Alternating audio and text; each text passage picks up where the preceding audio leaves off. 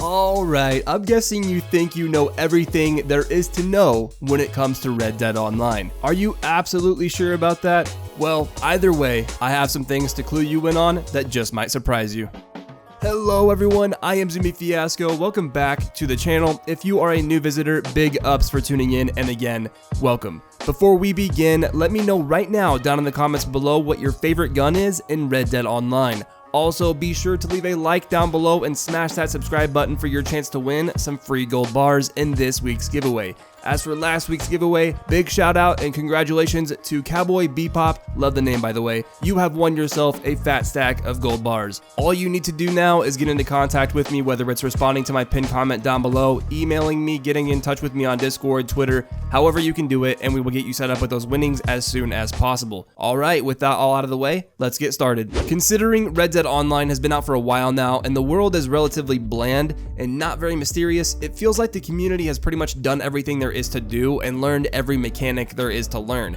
We've reached a point now where it feels like there aren't many secrets or things left to find out in Red Dead Online. However, there are still some things that are unknown to most new and even experienced players alike. So pop open your favorite tonic and get cozy by a campfire.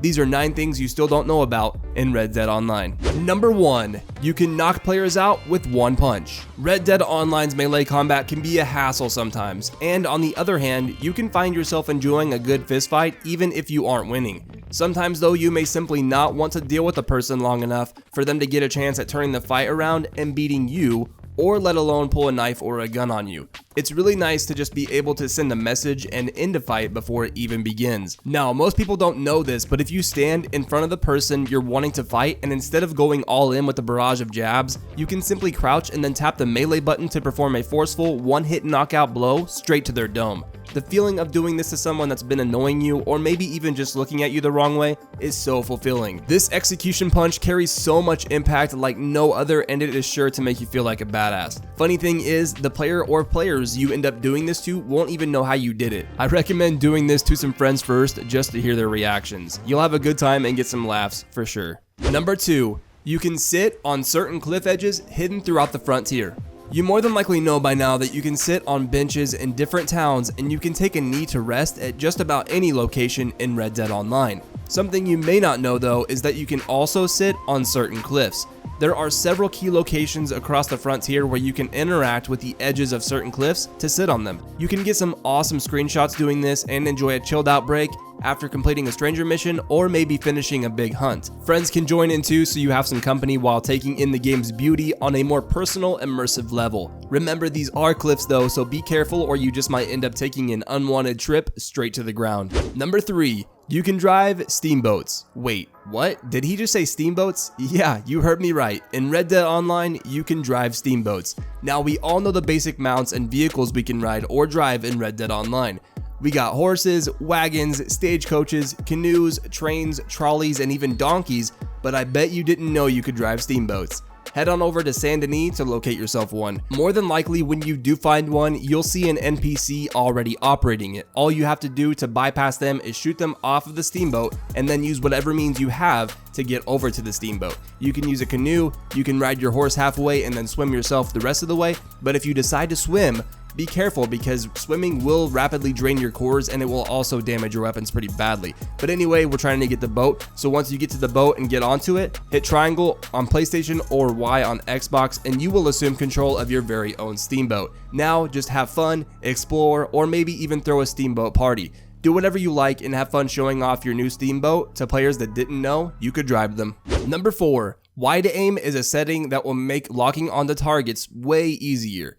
Getting used to gunfights in Red Dead Online can be tricky if you don't really practice and try to fully understand the gimmicks and the way the mechanics work.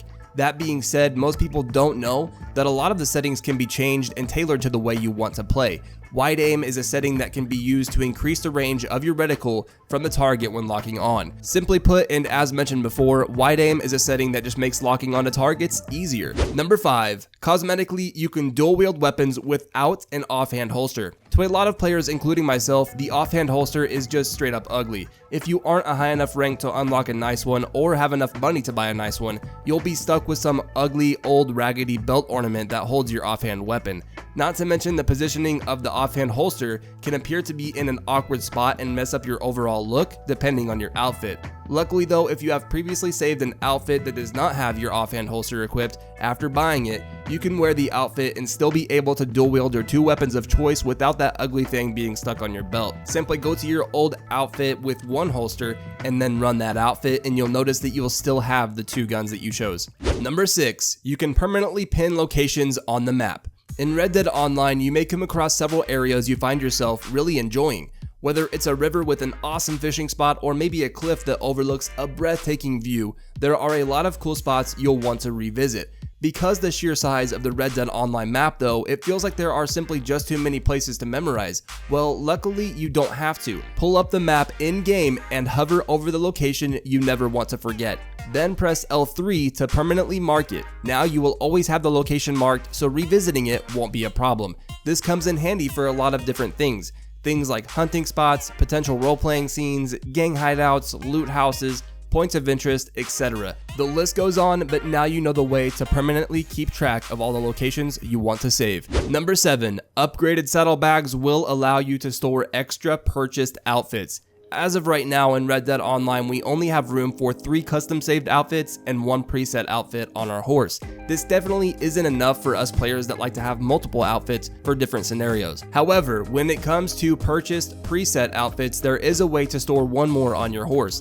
Upgrading your saddlebags will allow you to carry 1 more of these outfits. This way you can have more options when choosing what you want to wear based on the weather, climate, or situation you find yourself in without having to travel to a clothing store or general store. Upgrading saves time and gives you more options. You should definitely consider upgrading if you change your clothes often or find yourself in climates that affect your cores based on what you're wearing in Red Dead Online. Number 8, leading your horse is the fastest way to increase your horse bond level. The time it takes to max out your bond level with your horse really kind of sucks. If you just play the game like normal and only care for your horse when it needs its cores replenished or you calm it down when it gets spooked, you'll be looking at several hours of playtime before you reach max bond. To put this into perspective, you only earn a few points of bond when you calm your horse, brush your horse, or feed your horse. From bond level 2 to 3, you need like 2,000 points, so it will take a while. Something you may not know though is that leading your horse is by far the fastest method to increasing your bond level. When you lead your horse, every 25 seconds you will earn 20 points towards your horse bond level.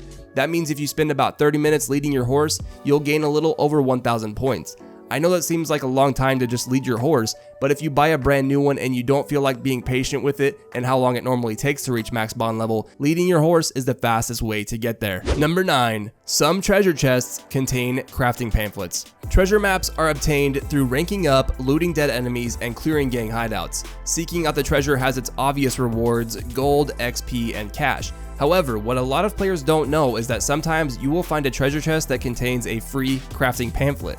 The type of crafting pamphlet you may find after completing your treasure hunt is always random. This is pretty cool though, considering most crafting pamphlets are expensive and locked behind a high rank at the fence. The pamphlet you find could very well be one that you wouldn't be able to obtain otherwise due to rank or insufficient funds. If you don't feel the need to go on a treasure hunt because you already feel like you have enough cash and gold, or maybe it just sounds boring to you, think twice and reconsider, because you also have a chance at finding a free crafting pamphlet. Alright, that just about sums up today's video. I hope you learned some new things and found this video informative, or at the very least entertaining. I love bringing content to you regardless. There were a lot more things I ended up cutting due to the fact that most people knew them already. Things like equipping your knife when you get lassoed by another player to instantly cut the rope, double tap the left bumper to spin your revolver when putting it away, tap up on the D-pad when aiming to fire a warning shot, tap left and right on the D-pad to switch between shoulders when aiming, etc. These things, among others, are now common knowledge for the most part. I even almost mentioned you can ride donkeys, but I already go over that in a previous video. Apart from the things mentioned in today's video, are there any things you think you know that other players don't know? If so, let us know about them down in the comments below. Anyway, with all of that said, if you did enjoy today's video, please be sure and leave a fat like rating down below to show your support to the channel. I think we can hit 1,000 likes easy. We hit 2,000 on the last video and that was insane. Also, if you are a new visitor or a returning one and you have not subscribed yet, please consider doing so alongside turning notifications on so you do not miss out on any future videos or giveaways. I hope to see you all in the next one. Later.